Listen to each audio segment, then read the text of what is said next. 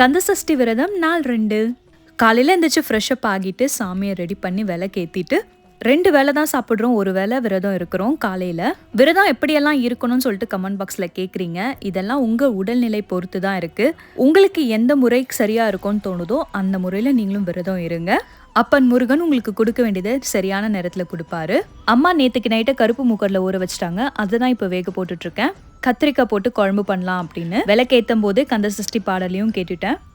முருகனை உங்களுக்கும் பிடிக்கும்னா ஓம் சரவண பவன் கமெண்ட் பாக்ஸில் கமெண்ட் பண்ணுங்க. சோறு அடிச்சுட்டு கேரட் பீன்ஸ் பொரியலுக்கு கட் பண்ணி வச்சுட்டு இன்னொரு பக்கம் குழம்பும் ரெடி. ரொம்பவே சீக்கிரம் சமையலை முடிச்சிட்டேன். அதுக்கப்புறம் தம்பிக்காக வெயிட் பண்ணி அவன் வந்ததும் 2 மணிக்கு சாப்பிட்டோம். இந்த விரதம் எங்கள் மனசுக்கு ஒரு அமைதியை கொடுக்குது. முதல் வருஷம் தான். உங்களோட வேண்டுதல் எதுவாக வேணா இருக்கட்டும், மனசார வேண்டுங்க, நிச்சயமா முருகன் உங்களுக்கு கொடுப்பாரு. அப்புறம் நம்ம குன்றத்தூர் முருகன் கோவிலுக்கு போயிட்டு வந்தேன். வேலுண்டு வினை இல்லை, மயிலுண்டு பயமில்லை.